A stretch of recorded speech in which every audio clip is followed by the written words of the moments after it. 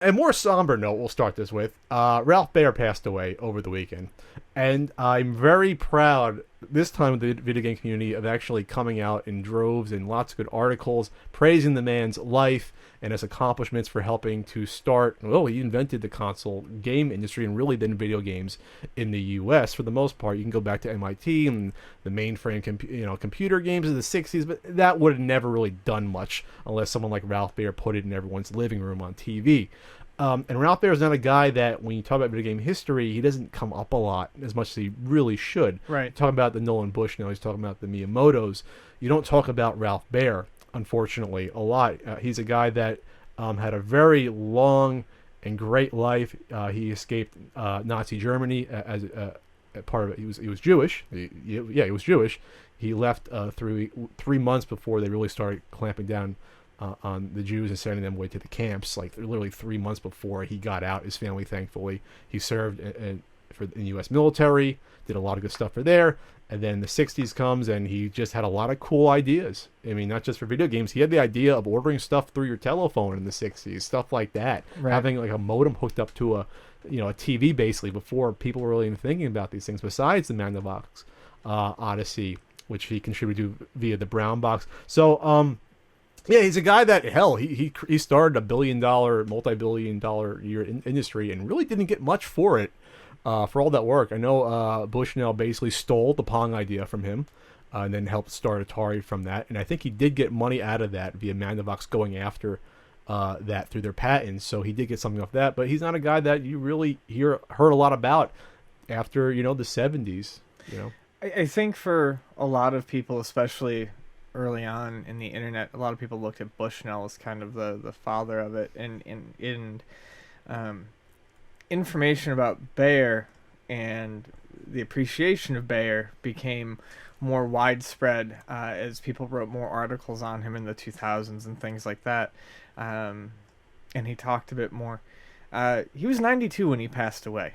And, I mean, he led a full life, and as you have already said, pretty damn decent one, and one that was helped by his intelligence and by his the luck and the ability to get out of Nazi Germany. Mm-hmm.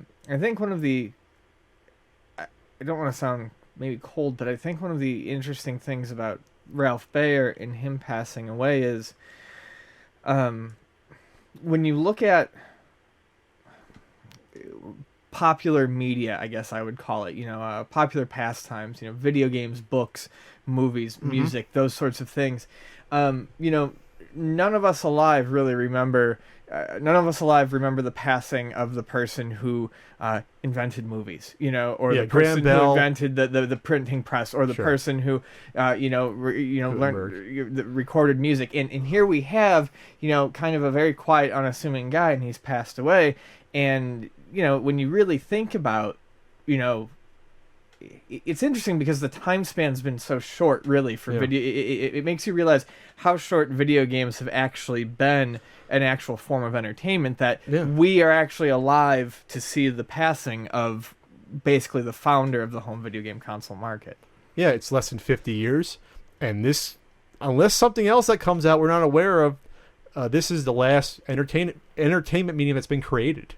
Right. This is it. This could be it. We don't know. There could be some sort of like neuro thing that happens where we can visualize it in our head. You know what I mean? Some sort of interactive thing like that. But this is it for now, at least, for the foreseeable future. I was actually thinking about that today. You think about virtual reality or something like that. But if you're still using it to play games, I mean, is he still the father of games, or is there, do you have to make a cutoff at some point? Well, a video game, that wouldn't be video game in your head. That'd be like mental. You know what I mean? That'd be. It might be based on the same sort of creative process of video games, but it wouldn't be video games anymore. That's fair. But it's interesting. He's not a guy that.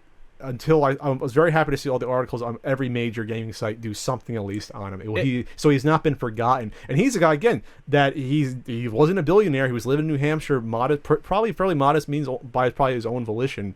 And I'm not sure if Magnavox still gets royalties from every single video game that console has come out since the 70s due to the patent, since they originally patented the idea of interactive video games to a TV. Right. I don't know if Nintendo and Sony has to pay out a percentage, even if it's like $5,000 per whatever, 10 years. Even something, so I'm not sure if that's what's going on, but, you know, he lived a great full life. I'm glad to see him honored.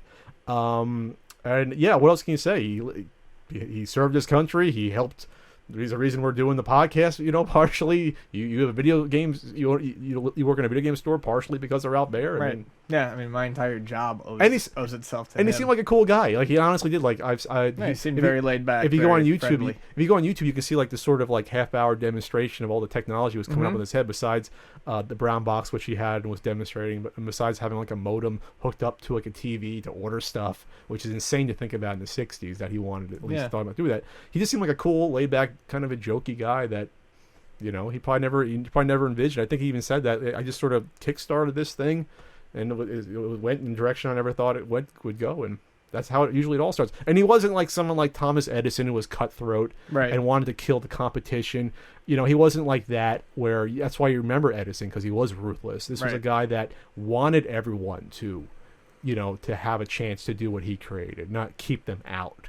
You know, and that's very important to get a sort of a burgeoning industry going, to get as many people as possible into it and not, you know, not drive them out, not to control like Edison tried to do with electricity, you know, AC versus DC, things like that.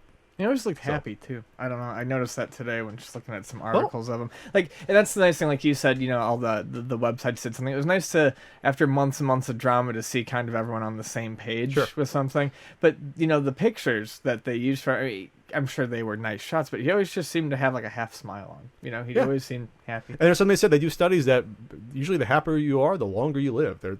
So there you go. Ralph Baer, hope you're table tennising up. I was going to say ponging up, wasn't pong. Table tennising up somewhere. Right.